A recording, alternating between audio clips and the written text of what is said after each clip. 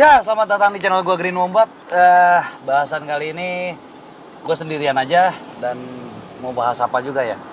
Mungkin sekarang bahasannya tentang data ya, tentang statistik gitu. Jadi masih dalam bisnis ya, UMKM. Ya, dalam video ini gue bakal ngejelasin apa sih pentingnya pencatatan pembukuan gitu ya secara konkretnya. Terus gue bakal ngasih contoh jelas secara konkretnya gitu kan. Kayak misalnya lu ngapain sih nyatet-nyatet pembukuan harian segala macam yang kayak gitu-gitulah gitu. Jadi langsung aja ke teori dasarnya, mungkin bisa kalian cari sendiri di internet. Gue langsung kasih konkretnya gitu. Jadi buat gue pribadi ya, namanya UMKM, gue butuh ada namanya pencatatan pembukuan gitu ya. Ada pembukuan harian gitu, pembukuan mingguan, terus kemudian ada pembukuan bulanan gitu. Jadi tahunan juga ada gitu kan, kalau untuk UMKM yang udah cukup berumur gitu. Nah, pertama untuk yang pembukuan harian dulu deh gitu loh. Jadi pembukuan harian ini bukan kayak cuman Senin, Selasa, Rabu, Kamis gitu, enggak gitu. Jadi gua ngikutin tanggal gitu loh. Jadi tanggal 1, tanggal 2, tanggal 3, tanggal 4 dan lain sebagainya gitu. Tujuannya apa? Nah, mayoritas tujuan dari pembukuan per tanggal itu buat gue tahu tren gitu loh. Jadi tren hariannya itu seperti apa gitu. Nanti ini kaitannya juga dengan ilmu stok gitu loh. Jadi ilmu stok. Jadi misalnya gue tanggal 1 sampai tanggal 10 misalnya masih rame, terus tanggal 10 sampai tanggal 20 mulai sepi, tanggal 30 udah mulai rame lagi gitu kan. 20-30 udah mulai ada kenaikan lagi gitu, dan seterusnya. Grafiknya seperti itu. Dan memang hal seperti ini bisa dikatakan bisa dipelajari ya, atau bisa tanpa dicatat gitu loh. Cuman memang gue lebih sreknya kalau ada pencatatan gitu loh. Karena apa? Di tanggal-tanggal ini kadang ada event gitu ya, kayak event apa gitu, dan itu nanti kelihatannya di pembukuan per tahunnya seperti apa gitu loh. Jadi nanti berkaitan dengan ilmu stok dan lain sebagainya gitu. Nah, terus kemudian ada lagi pencatatan mingguan ya, pencatatan mingguan gitu. Nah, pencatatan mingguan ini juga ada beberapa fungsi ya, terutama di UMKM. Ya, kalau mungkin untuk di perusahaan makro nggak terlalu kelihatan ya, tapi kalau untuk UMKM ini cukup kelihatan, sangat jelas terlihat. Yang pertama balik lagi ke stok, ilmu stok tadi ya. Jadi saat kita tahu nih, oh minggu pertama bagaimana, minggu kedua bagaimana, minggu ketiga bagaimana gitu. Jadi nanti ada grafik per tanggal dan juga ada grafik per minggunya seperti apa gitu loh. Minggu dalam bulan 1, minggu 1 bulan 1, minggu 2 bulan 2 dan seterusnya gitu kan.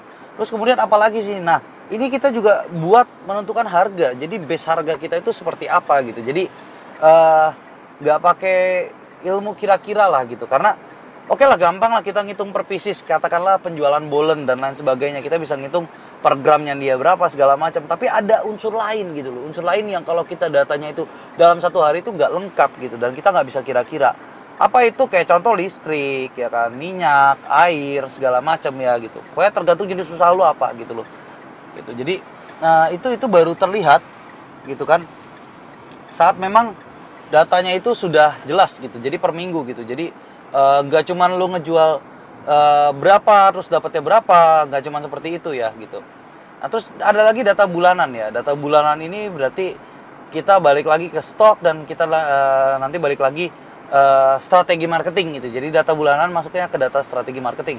Nanti kelihatannya pas udah setahun gitu kan, pas 6 bulan sih udah mulai kelihatan gitu ya. Jadi kita tahu gitu loh, kita tahu arahnya kemana gitu usaha ini. Kapan kita harus melakukan promosi gitu kan, kapan kita memang sudah tahu oh ini nggak usah promosi gitu, karena memang nggak guna juga misalnya promosinya gitu. Jadi kita bisa promosi secara tepat gitu loh. Ya, jadi itu kesana gitu. Dan data lain juga bukan cuma soal penjualan apa segala macam, tapi kayak contoh gender ya, gender pembeli ya kan, kemudian umur pembeli gitu kan. Kalau bisa malah sampai background, kayak dia tamatan S1 kah atau dia tamatan SMA kah dan lain sebagainya. Bukan untuk membeda-bedakan ya, bukan. Kita tujuannya bukan untuk membeda-bedakan gitu, tapi memang itu buat iklan di media sosial gitu loh. Jadi tujuannya itu apa, terus bahasa yang harus kita gunakan seperti apa gitu kan. Jadi bahasa marketing pun akan bergantung sama hal-hal seperti itu gitu loh. Jadi penting sekali ya yang namanya pencatatan itu ya gitu kan. Terus nanti juga sama gitu, apalagi sih yang dicatat gitu dalam pembukuan gitu kan.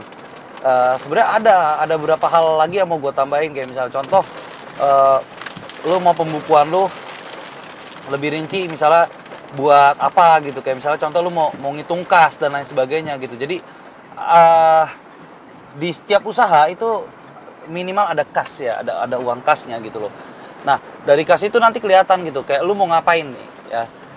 Nah, dari tren ya, dari ilmu stok tadi, lu bisa nentuin kapan lu harus narik duit kas ya, kapan enggak gitu loh. Sebagai contoh nih, oh ini misalnya masa puasa gini ya, masa lebaran gini kan, wah ini enak banget nih gitu kan buat promosi, exposure-nya besar gitu, karena waktu orang buka puasa itu kan banyak yang ngabuburit, baik entah di handphone ataupun secara langsung ya, hal-hal seperti itu gitu loh.